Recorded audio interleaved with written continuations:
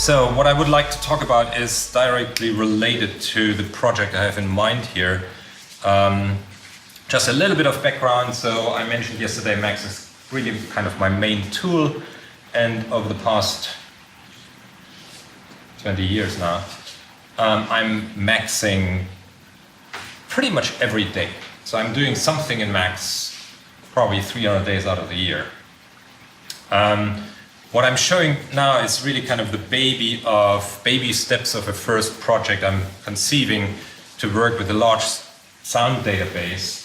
So the large sound database is actually what you see here, which is a collection organized by instrument families and then instruments. It's a collection and a sum of own recorded sounds and then a lot of commercially available libraries. HDMI recording, sorry. Okay, and they're all, that took me quite a while, they're all kind of organized into families, and then, I mean, some of them were provided by the original versions, but they have all somehow encoded their pitch, if they are pitched, or they have terms for non-pitched things. They have encoded playing techniques and dynamics.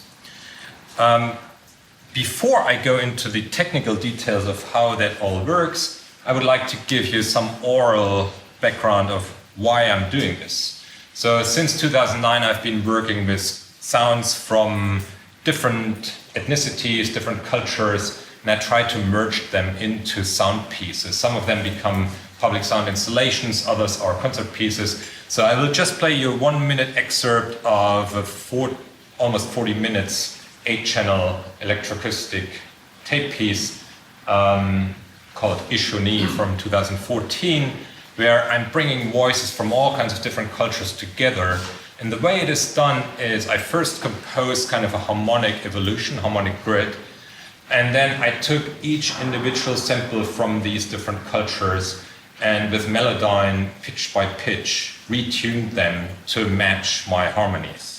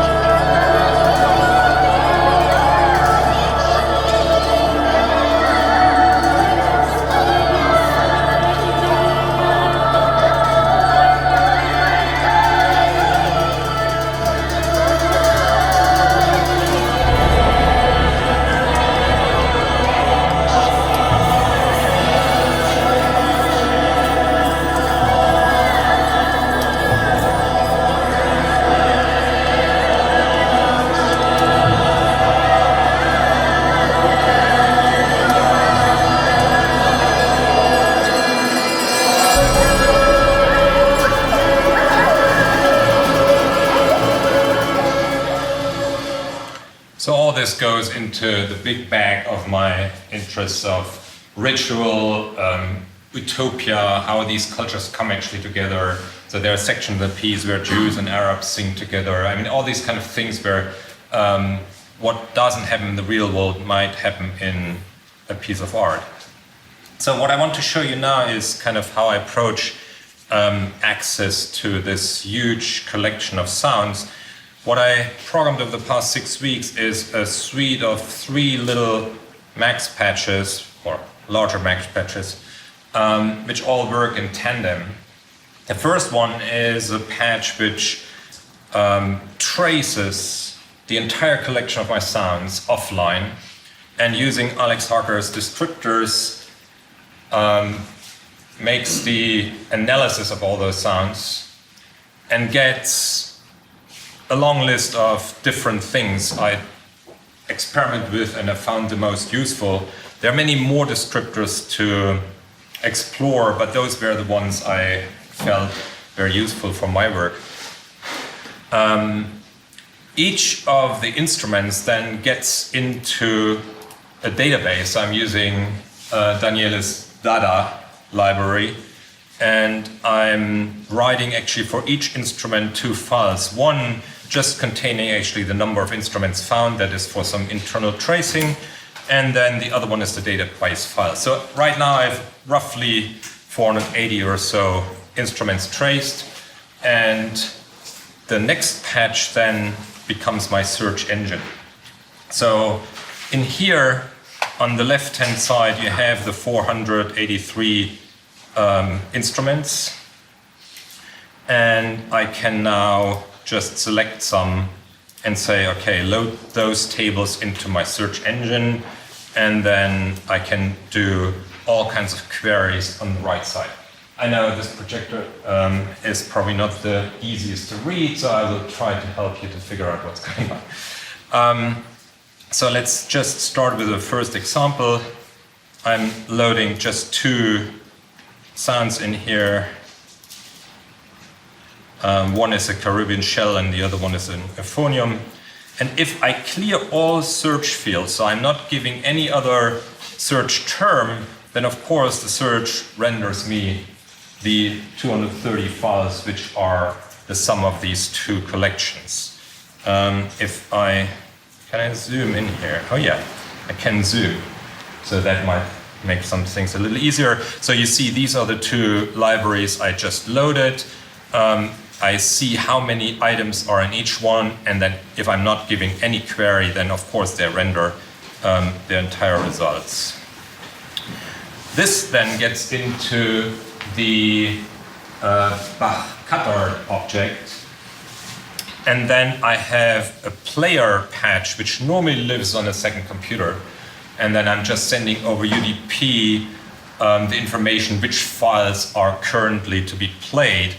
And as you see here, this normally renders out into 25-channel ambisonics grid.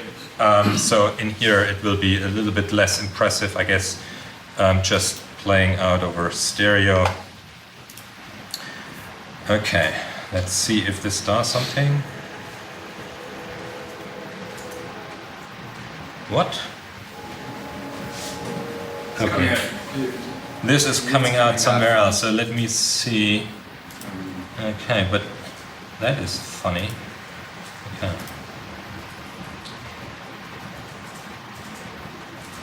Huh. Now with the display port, I don't have the MacBook headphone outputs anymore. External headphones, right? Yeah, the second thing. That one? Okay. Yeah. Okay, let's see.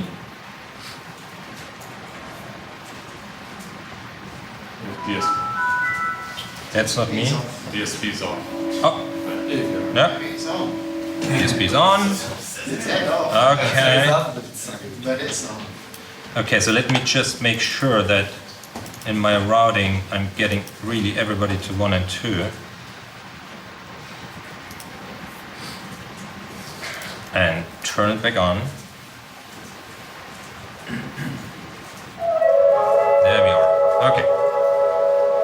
So right now I have just these collections of the euphonium and the Caribbean shell. I can here select whatever single or multiple collections I want. So that was just kind of a quick overview over the general procedure. Let's just make a first little bit more useful example. So I'm loading a bunch of collections here, and I make a first query. Can I zoom in again? Here you go.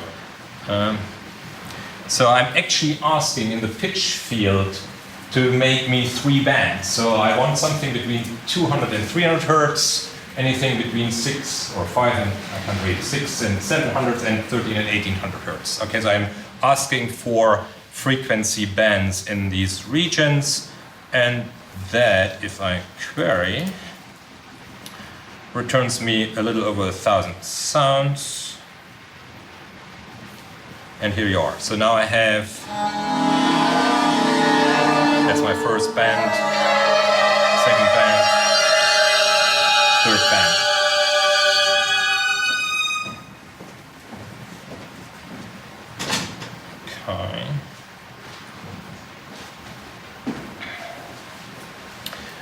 The way I figured out, but in the meantime I had a little discussion with Daniel, so I think I can actually use or misuse another of his features in the CutArt interface I have to explore. For now, I'm switching between his hovering mode, where you just spit out the grain, or actually not a grain, because I'm not working with grains. What I'm doing is actually I'm triggering the sound file, the entire length of the sound file. So I'm just figuring out, or I'm not figuring out, the mouse decides when a sound file is triggered. There's another way of figuring out the closest to the KNN function, the closest grains in the neighborhood where I'm clicking, and I just have now a different way of looking at it. I can just now click and I'm generating a much more dense kind of field of sounds because it's triggering many more than just this one where you are. Let's see what happens if I add another search term and saying, okay, give me in these frequency regions only the sounds which have as a playing technique tremolo. Now that will immensely reduce the number of candidates, so now we have just 13, but you will hear, come on. So now we can kind of bring in much more concise queries. Let me go to the next one, which is probably the largest one I'm pulling up here. That's a quite intense collection of 11,000 sounds. In the next query, I will not give frequency bands. I will actually decide on to create some harmony here. So I'm giving whatever pitch field I want, and I'm defining a range of neighborhoods. So I'm saying, okay, around the given pitches, I'm defining here, search in the original pitch database, anything which falls into an interval of, let's say, a minor third around the required pitch. Because a lot of those sample banks, they're not sampled chromatically. A lot of them are just sampled in minor thirds or in major seconds or something. So I'm just querying, okay, find me something which is a minor third around the low C, etc., etc. And then the closest neighbors are found, and then they are transposed to be on those pitches. So I'm building that pitch field here. So if I'm querying that, I'm getting roughly 8,000, I believe, results. Okay, to do that. It's still calculating.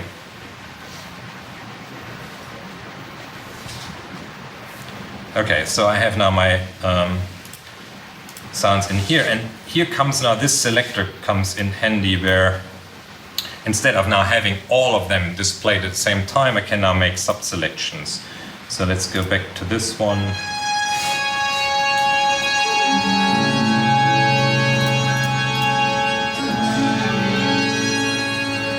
And then also mix in some Western instrument.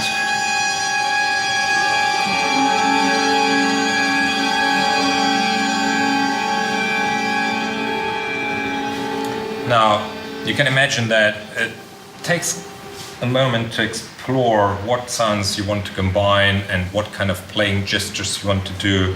And then for the first version, I was just rendering it out straight to 25 channel file. But almost everything, or every time, there was something which bugged me. Something, why was this sound in here, etc. So at some point I thought I need one intermediate step, and instead of writing it right away into the sound file, let's just use the Bach roll and write everything into symbolic. So I have here a record into Bach roll, and let's just do a little.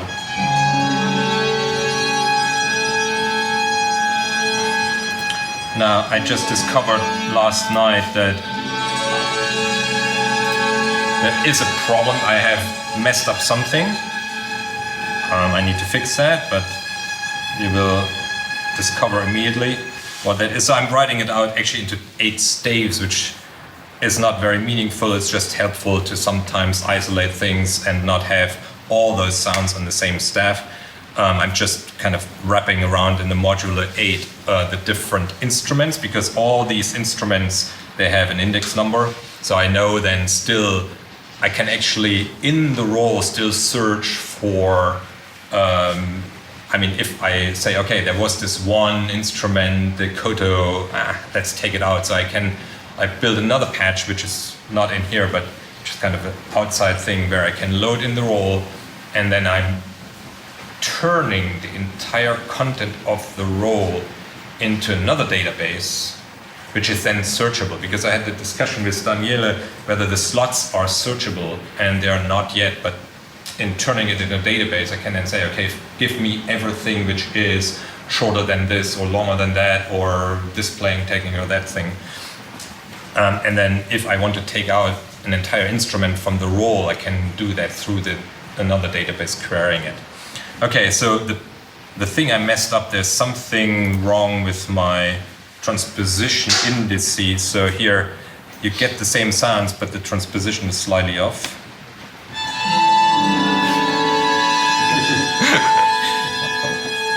Creative coding. Okay, so, and then I can write that roll into a Bach shelf, so in kind of a collector, and build kind of little by little a library here. So I can load something up I did yesterday in the cube, which is a little bit more musical than what I just did.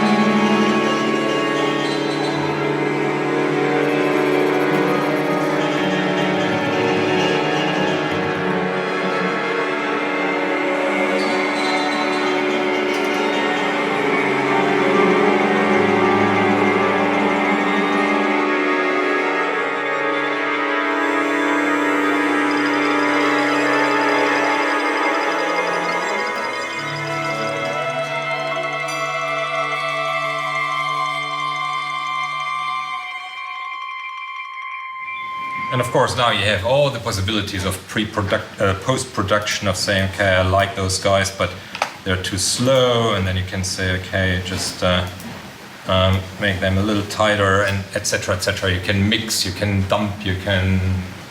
I can't prolong the sound. So what you see here, actually, the duration of each note here is actually the entire duration of the sound file.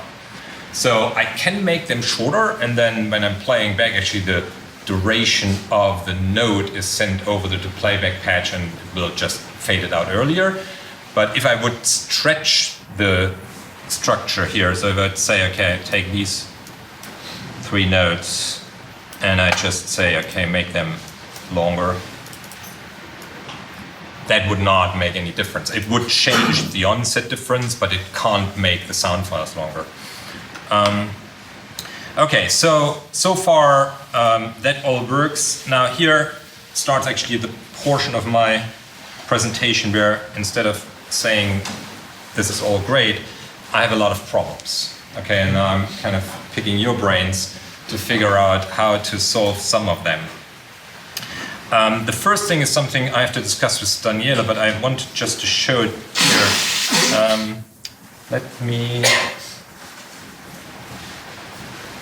Let me pull up one different one. So in this one, what I would like to do is, so I have these collections of sounds here. And let's say I would just like to transpose these 3 notes. And my feature request for Daniele would be, okay, I could just select these 3. So the way I do it right now is a little cumbersome because I have to do some strange maxing, and then I can say transpose to selected, and that works. But the background maxing is really unnecessary. So did that transpose your query or transpose the audio file? It transposed the audio file. Actually, it calculates a transposition factor, and then which is put in the database. Which is not put in the database. It's just sent over to playback patch, and then the SF play just gets that transposition factor. It's fast and slow. Yeah. Something has to be changed in the dataset because we saw the points go up. Yes, I have. You are right. I have actually two pitch informations there. One is called pitch, which is the analyzed pitch, and the other one is what I call pitch cuttard, and that's the one which is actually displayed here. Yes. I understand. Yeah, that's just for keeping things kind of understandable. And just out of curiosity, do you use an update query to do that, or? Yes. Yeah.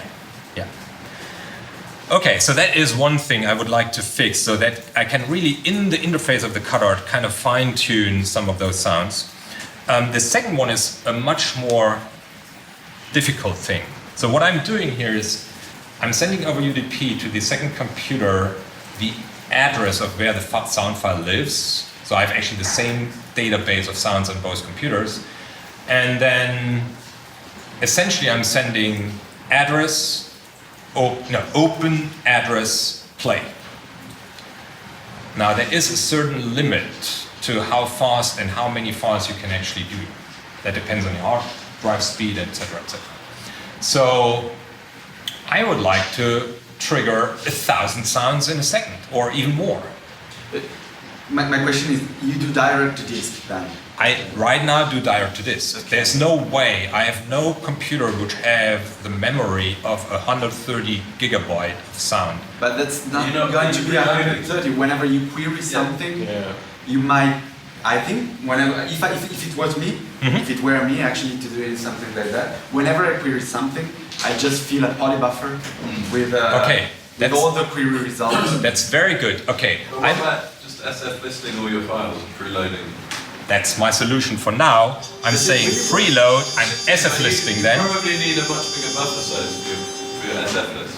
I don't know what the limit size-wise is, but basically what you're doing is you're just loading in the first bit of the file. That's right. So then when you send your play command to SF play, then essentially you're giving yourself time for it to read from the disk. Exactly. That's my intermediate solution. So that's, if I say preload sounds and I say dump to player, then my player actually will go into a different mode and it has preloaded the 71 sounds. Still, I'm not getting the amount of sound I would like to get. Okay, so that's to do with just to do with data from disk. There will be some limit because at some point when you're playing back, even if you're preloaded, if you're playing back, I don't know, 1,000 sounds on top of one another, you have a data rate.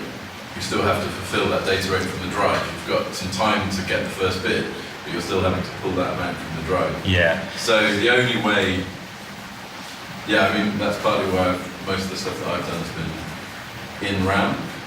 It might be worth trying, if you're in 64-bit, you don't have 130 gigabytes of RAM, but it might be worth finding out if the VRAM is faster, because you can load, essentially, it's some kind of number of exabytes in the address space. The computer's probably only really like 48 bits, because I don't think we really have 64-bit kind of address spaces. But because the VRAM will be on part of your drive, which the computer is caching, it might be faster than files that the computer doesn't know about. So it might just be worth doing some experiments and seeing, just try loading everything into RAM. It might be that because of all the paging in and out, your computer just becomes unreasonably slow. But the only way to find out is to try it. Yeah. Okay. There's another cheaper way of trying first. Just borrow a RAID drive. You know somebody in your surrounding that does video editing. They will have much better hard drive than what you have in this machine. Much more throughbut, and you can just try it. Okay. And then. I mean, this is solid state. Is that slower than? You can have RAID. We have a RAID 8 of 8 solid state. That costs $5,000, but it's crazy fast. Okay, good. It's 8 times as fast as this. So. One more question before I have two more examples. Because How 5 minutes? 5 minutes, good. So the poly buffer, I've used in the past the poly object where I put a buffer object in there and then I would just load them, but I was limited to 1024 instances of that same poly. Is that still true? How many poly buffers can you actually instantiate? But that's not a poly buffer. That you're doing is buffers within poly. Yes. It's not the same thing as a But poly you don't buffer. need one buffer per sound, you just set the buffer when you play. But I guess he's loading more than 1,000 sounds. Oh, yeah. Because you've been putting Yeah. I would use a poly buffer object.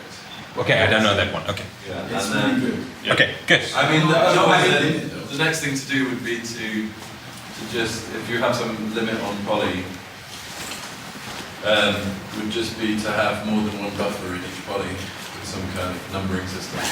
So there's also another thing. I know you're running short of time, but there's also another source of optimization, I suppose, in that batch, which is the way you iterate on the files after you query them. I suppose you query, you get a result of 1,000 file, and then you gotta pass that and give it to poly or something. Yeah. Okay, there you could also have a source for slowing down in this kind of iteration, use it like, and we may look into that if there's some back object involved to make it go faster.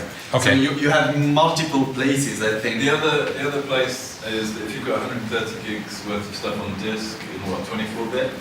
Yeah. So actually, if you're going to load it into 32-bit buffers, you're going to increase that by I know, but I use your buffer. so you're loading at there. Yeah, okay. Yeah. Well, Thanks. we should try to find the bottleneck before. So if so if you're using iBuffers, there's like a multi-iBuffer object or iBuffer multi or something. Okay, so- Again, that has some kind of limit, but one of the things with 64-bit versions will be to remove that.